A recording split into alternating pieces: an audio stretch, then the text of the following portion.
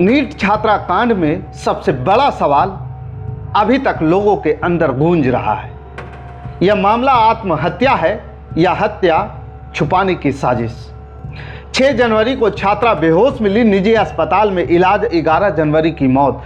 शुरुआती पुलिस की राय अतिरिक्त दवा या आत्महत्या बताया गया था, पर परिवार और एफएसएल की रिपोर्ट ने संघर्ष के निशान और यौन हिंसा की संभावना की बात उठाई।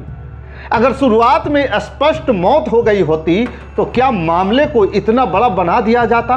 स्थानीय पुलिस ने इतनी जल्दबाजी में कथित ओवरडोज की थ्योरी क्यों पेश कर दी? यह दिशा भटकाना था या साक्ष्य छुपाने की कोशिश? यह भी एक बड़ा सवाल है।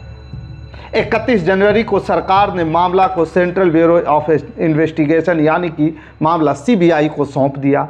सीबीआई ने एफआईआर दर्ज की और केस को तल्लीनता से जांच करना शुरू किया। क्या सीबीआई इसलिए आई क्योंकि मामला जबरदस्त दबाव में था, या क्योंकि स्थानीय जांच में इतनी गड़बड़ियां थी कि भरोसा ही टूट गया? सीबीआई ने शंभू हॉस्टल में जांच की। लगभग 5 बोरी दस्तावेज और सामग्री जब्त की गई। छात्रा के कमरे से महत्वपूर्ण सामान उठाया गया।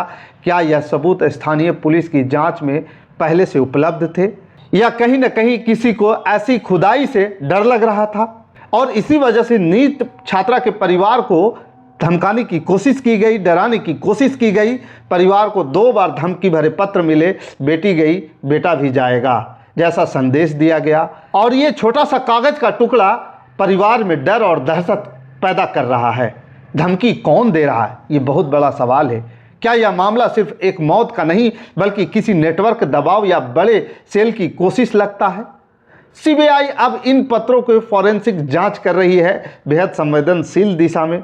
सीबीआई अब छात्रा के पैतृक गांव जहानाबाद तक पहुंची, परिजनों से पूछताछ किया और मोबाइल डेटा कब्जे में लिया।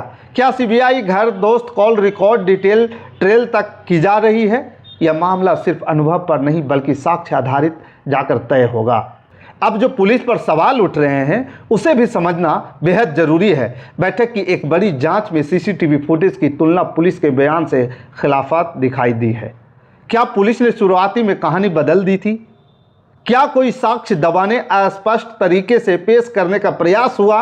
ये तमाम सवाल जो हैं पुलिस के ऊपर उठने शुरू हो गए थे। जब सीसीटीवी की अपनी कहानी हो तो फिर आत्महत्या ओवरडोज का कथन कैसे सच माना जा सकता है?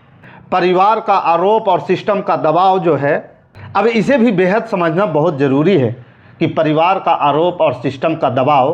परिवार कहता है कि शरीर पर निशान थे, संघर्ष के संकेत थे। पुलिस ने पहले ही दिन आत्महत्या की कहानी तय कर दी थी। सबूत प्रिकॉशन में ना लिए गए। एसआईटी जांच में भी संतोष नहीं मिला तो आवाज़ दिल्ली तक उठाई गई। क्या स्थानीय पुलिस ने पहले से एक स्टोरी तैयार कर रखी थी? क्या दबाव में जांच बदल दी गई थी?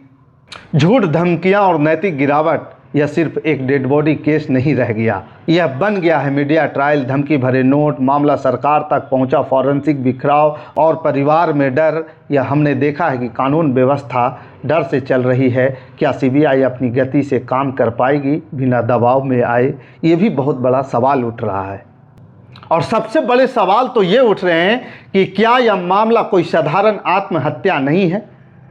क्या शक्तियों का नेटवर्क इसे दबाने की कोशिश कर रहा है? क्या हम सीबीआई की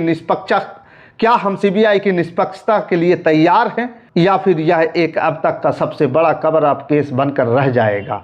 यह संघर्ष नहीं सिर्फ एक मौत का मामला है, यह लड़ाई है सच बनाम छुपाने की कोशिश की। बाकी इस खबर के प्रति आपका क्या विचार बनता है, आप हमें कमेंट कर जरूर बताइएगा। हमारे साथ बने रहने के लिए धन्यवाद। जय हिंद, जय भारत।